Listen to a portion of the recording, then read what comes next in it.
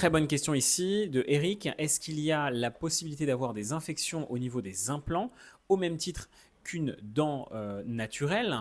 Donc c'est ce qui est a priori arrivé puisque Eric nous dit qu'il a eu une infection et qu'ils ont été obligés de retirer l'indécor. L'indécor, c'est la partie prothèse, prothétique, le pivot en langage familier de la dent. Donc ils ont retiré la dent et la prothèse, j'imagine. Donc oui, pour répondre à la question, on peut avoir des infections au niveau des implants et on va avoir principalement deux niveaux de problèmes. Le premier au niveau de l'implant, ça va être principalement l'environnement. Donc on peut avoir des problèmes qui vont être liés à la gencive, qui vont être liés au volume osseux.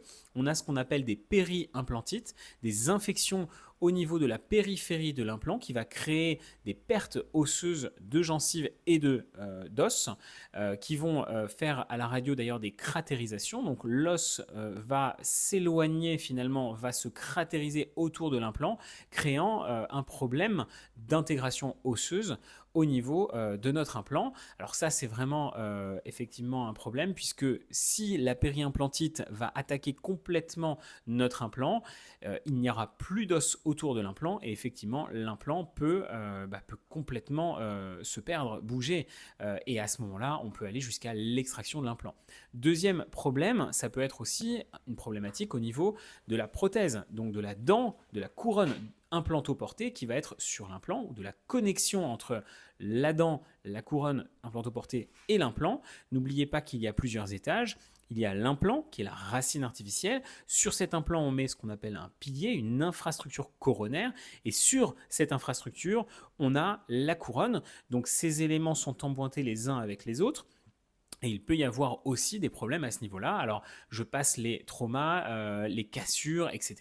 Mais on peut avoir ce qu'on appelle des dévissages. Si la prothèse est vissée au niveau de notre implant, eh bien, on peut avoir le système de vissage intérieur qui se détend avec le temps et qui se dévisse. Ce qui est moins valable d'ailleurs sur les implants qu'on appelle cône morse, où il y a un effet d'emboîtement qui est très fort et qui au final, limite ce risque de dévissage. Donc pour répondre à la question, effectivement, c'est pas parce qu'on met un implant dentaire qu'on n'aura pas de risque infectieux ou de problématique dessus. Il faut toujours, je vous conseille, contrôler votre implant et vos dents au moins une fois par an. Généralement, on fait une petite panoramique dentaire pour voir un petit peu toute la hauteur de notre implant.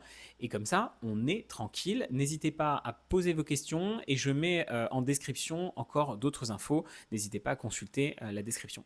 À très vite.